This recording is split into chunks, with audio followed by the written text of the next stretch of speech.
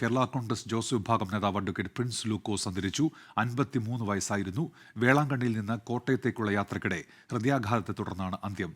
Toby Johnson ഉണ്ട് ഇപ്പോൾ വിവരങ്ങളുമായി കോട്ടയത്ത് നിന്ന്. ടോബി, എന്തൊക്കെയാണ് വിശദാംശങ്ങൾ?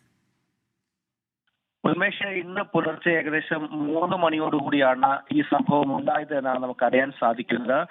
വേളാങ്കണ്ണിയിൽ പോയി കുടുംബത്തോടൊപ്പം ട്രെയിനിൽ മടങ്ങുകയായിരുന്നു. ഈ ട്രെയിനിൽ വെച്ചാണ് ഹൃദയാഘാതം ഉണ്ടാകുന്നത്.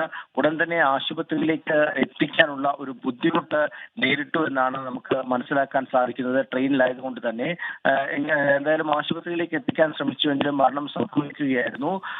നമുക്കറിയാവുന്നതുപോലെ കേരള കോൺഗ്രസ് നേതാവായിരുന്നു. കേരള കോൺഗ്രസിന്റെ കേരള കോൺഗ്രസ് എമ്മിന്റെ വിദ്യാർത്ഥി സംഘടനയിലൂടെയാണ് അദ്ദേഹം വളർന്നു വന്നത്. വിദ്യാർത്ഥി സംഘടനയുടെ സംസ്ഥാന പ്രസിഡന്റായി, അതുപോലെ തന്നെ KCM യൂത്ത് ഫ്രണ്ടിന്റെ സംസ്ഥാന പ്രസിഡന്റായി. അതിനുശേഷമാണ് ലോക്സഭയിലേക്ക് അദ്ദേഹത്തിന് 2019 സീറ്റ് ലഭിക്കുമെന്ന് പ്രതീക്ഷിച്ചു. ഏറ്റവും കൂടുതൽ സാധ്യത അന്ന് കേരള കോൺഗ്രസ് എമ്മിൽ കൽപ്പിച്ചിരുന്ന ഒരു വ്യക്തി കൂടിയായിരുന്നു. അതിനുശേഷം എന്നാൽ ആ സീറ്റ് അന്ന് ലഭിച്ചില്ല. എന്നാൽ ഏറ്റുമാനൂർ സീറ്റ്, നിയമസഭാ തെരഞ്ഞെടുപ്പിൽ ഏറ്റുമാനൂർ സീറ്റിൽ അദ്ദേഹം മത്സരിക്കുകയുണ്ടായി. VN വാസവനെതിരെയാണ് മത്സരിച്ചത്.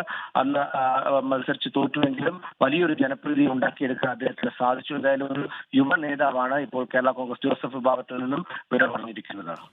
ശരി, 53 വയസ്സായിരുന്നു പ്രിൻസ് ലൂക്കോസിന്. അദ്ദേഹം വേളാങ്കണ്ണിയിൽ നിന്ന് കോട്ടയത്തേക്കുള്ള യാത്രയ്ക്കിടെ ട്രെയിനിൽ വെച്ചാണ് അദ്ദേഹത്തിന് ഹൃദയാഘാതം ഉണ്ടായത് എന്നാണ് ഇപ്പോൾ അറിയുന്നത്. വിവരങ്ങൾ നൽകുകയായിരുന്നു ടോബി ജോൺസൺ കോട്ടയത്ത് നിന്ന്.